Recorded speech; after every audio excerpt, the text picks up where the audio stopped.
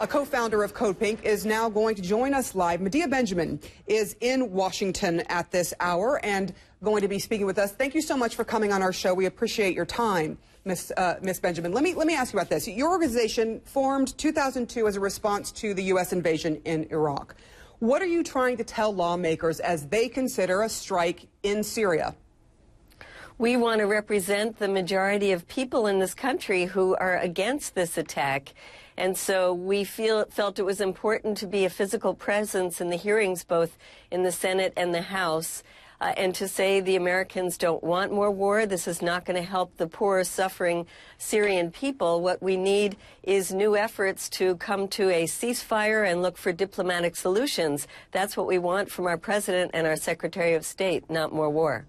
And there are plenty of people, as you well know, having gone to these hearings yourself, that say, look, the diplomacy is dead. We've tried that route. We've done it for the past 2.5 years. Is there any kind of situation you could see where you could say, you know what, we need to do something about this, and perhaps military action is the right thing to do?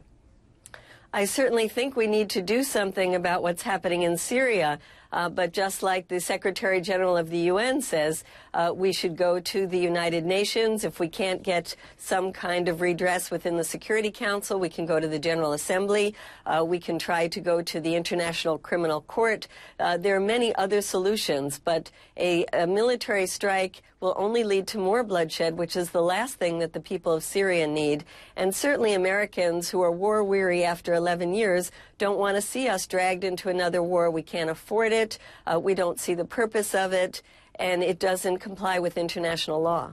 What would you say is your biggest worry if indeed the U.S. and France go forward with a strike against Syria? Both countries saying they have to do something, they have to act, and diplomacy has failed.